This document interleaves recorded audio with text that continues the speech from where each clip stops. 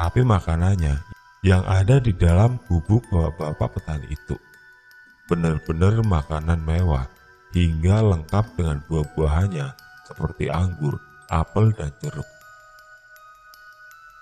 Makanan juga benar-benar enak, hingga Adit pun benar-benar lahap makannya.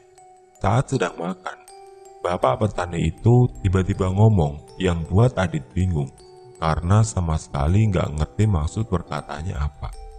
Dia ngomong gini, "Bapakmu tidak menepati janjinya. Sekarang yang dimiliki bapakmu bukan milik kalian lagi." Adit bercerita kebingungan maksudnya apa. Hingga Adit memberanikan diri untuk nanya maksudnya apa. Tapi bapak petani itu kembali ulangin ceritanya. "Bapakmu tidak menepati janjinya." Berulang kali bapak petani itu ulangin kalimat itu berkali-kali. Tapi Adit sama sekali gak ngerti. Akhirnya Adit pun gak berani nanya lagi. Dia hanya mengangguk-angguk yang seolah mengerti maksud dari bapak petani itu. Setelah selesai makan, bapak petani itu mempersilahkan Adit pulang ke desanya. Yang katanya, ikutin aja jalan setapak itu. Nanti akan tiba di desa. Adit pun pamit dan lanjutin perjalanannya dengan mengikuti jalan setapak itu. Baru beberapa menit di jalan, dia langsung ingat sesuatu jalannya yang persis kayak kemarin dia lewati dengan Pak Hajir. Dia terus jalan, gak lama kemudian yang saat itu udah sore, Adit pun sampai di desa. Sampai di desa Adit berpapasan dengan salah satu warga. Tapi saat warga itu melihat Adit, dia ketakutan, benar-benar kayak ngelihat hantu. Yang akhirnya warga itu pun lari ketakutan. Gak lama kemudian, Adit ini didatangi dengan kerumunan warga yang semuanya histeris melihat Adit. Yang akhirnya dia dibawa ke rumah Ustadz. Karena di desa itu, biasanya kalau ada masalah yang berkaitan dengan hal-hal gaib, misal kayak kerasukan dan sebagainya, Ustadz itu selalu dipercaya warga untuk membantu menyelesaikan masalahnya. Awalnya Adit juga bingung, tanpa basa-basi, dia langsung dibawa warga ke rumah Pak Ustadz. Di sana Adit didudukan, yang biasa menjadi tontonan warga berkerumun melihat Adit ini. Ternyata kenapa bisa warga membawa Adit ke rumah Ustadz? Ternyata Adit ini udah hilang selama 2 tahun.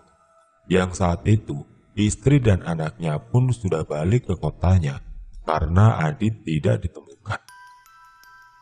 Jadi ceritanya, saat Adit ini pergi sendiri ke lahan kebunnya, dia ini gak kembali lagi, hingga dia dinyatakan hilang, tersesat di hutan wilayah desa itu. Karena itu keluarga Pak Hajir dan dibantu beberapa warga, termasuk Pak Ustadz juga, udah mencari Adit hingga menelusuri hutan. Tapi hingga berminggu-minggu, Adit enggak ditemukan. Karena udah lama berminggu-minggu Adit tidak ditemukan, istrinya seolah pasrah kalau Adit udah enggak ada. Hingga istrinya pun balik ke kotanya tanpa Adit. Hingga setelah 2 tahun, Adit ini hilang, yang mana warga juga udah mulai lupa dengan kejadian itu. Tiba-tiba Adit ini kembali, dengan keadaan segar yang sama sekali nggak terlihat kalau dia dalam keadaan kritis. Karena biasanya, orang yang bertahan hidup di hutan atau tersesat di hutan, pasti keadaannya sangat kristisan. Tapi Adit benar-benar normal, layaknya orang yang baru pulang dari kebun. Tapi yang dirasakan Adit, kalau dia tersesat hanya seharian. Tapi betapa kagetnya Adit saat itu. Saat dia sedang ada di rumah Pak Ustadz, itu udah tahun 2006. Padahal saat dia ke lahan kebunnya, itu di tahun 2004. Dengar penjelasan Adit, akhirnya Adit ini dibawa ke rumah Pak Hajir. Di sana, Adit, Pak Hajir, dan Pak Ustadz mencari tahu sebenarnya apa yang dialami Adit. Di situ juga Adit menceritakan secara rinci apa yang dia alami. Seperti dia sadar tersesat, ketemu air terjun, hingga bertemu bapak-bapak tua yang ada di gubuknya. Dengar soal air terjun, Pak Haji dan Pak Ustadz langsung ingat soal satu hal Pak Rudin, bapaknya Adit. Karena di desa mereka sebenarnya gak ada air terjun. Tapi di desa mereka ada air terjun yang persis seperti yang dilihat Adit. Tapi air terjun itu enggak kasat mata. Cuma orang tertentu yang bisa melihatnya. Karena Adit udah melihat air terjun itu, Pak Haji terpaksa menceritakan soal Pak Rudin. Yang sebenarnya Pak Hajir nggak mau menceritakan soal itu. Karena itu emang gelap. Dan Pak Hajir juga tahu kalau keluarganya Adit udah berusaha menutupi soal itu selama berpuluh-puluh tahun. Tapi kali ini Pak Hajir terpaksa, yang akhirnya Pak Hajir pun menceritakan. Karena air terjun itu kuat hubungannya dengan almarhum Pak Rudin. Jadi dulunya jauh sebelum Adit ada dan Pak Rudin masih menjadi warga desa itu, Pak Rudin emang dikenal dengan orang terkaya di desa. Pak Rudin juga dikenal sangat baik, dermawan, yang sama sekali tidak sombong. Tapi Pak Rudin mendapatkan kekayaannya dengan cara yang salah, karena Pak Rudin melakukan pesugihan yang menumbalkan janin dari istrinya, yang berusia lebih dari 6 bulan.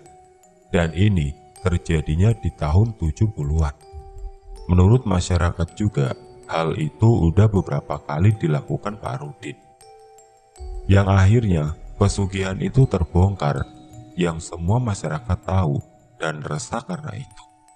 Soal air terjunnya, jadi setiap istrinya Pak Rudin keguguran, beberapa hari sebelumnya istrinya selalu mimpi dan ngidam air terjun, yang awalnya itu seolah penanda akan terjadinya keguguran.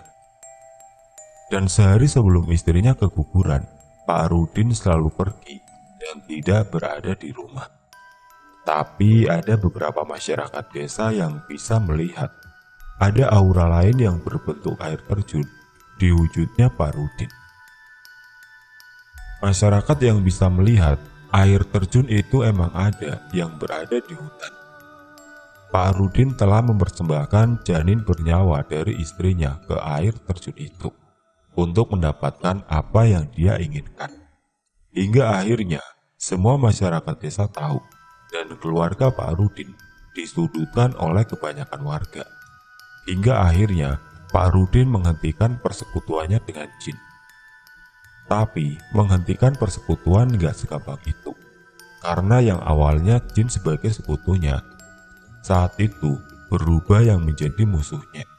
Karena setelah itu Pak Rudin mulai diserang penyakit-penyakit aneh, dan itu terjadinya saat Adit baru lahir. Karena itu Pak Rudin pindah dan kabur dari desa itu, sebuah kota kecil, di mana Adit ini dibesarkan. Hingga setelah lama menahan sakit yang tidak pernah sembuh, yang saat itu udah menatap di kota, Pak Rudin meninggal karena penyakit misterius itu. Karena penyakitnya tidak pernah terdeteksi secara medis. Di sini Adit akhirnya mengerti kenapa ibunya selalu merahasiakan soal itu, dan kenapa ibunya selalu melarang keras Adit untuk menginjakan kakinya di desa itu. Dan kenapa keluarganya lebih memilih hidup miskin di kota, sedangkan di desa keluarganya memiliki banyak aset kekayaan. Satu hal lagi, soal pertemuan Adit dengan bapak-bapak petani itu, yang mana bapak petani itu berkali-kali mengatakan, "Bapakmu tidak menepati janjinya. Sekarang yang dimiliki bapakmu bukanlah milik kalian lagi." Akhirnya Adit mengerti maksud dari bapak-bapak tua itu, yang diyakini itu bukan manusia, tapi sebangsa jin, yang mungkin jin tempat almarhum Pak Rudin melakukan pesugihan. Dan diyakini juga jin itulah yang membuat Adit ini tersesat, yang ternyata dia telah hilang selama 2 tahun. Benar-benar suatu kejadian yang aneh dan mengerikan apa yang dialami Adit, terutama saat dia mengetahui apa yang sebenarnya terjadi.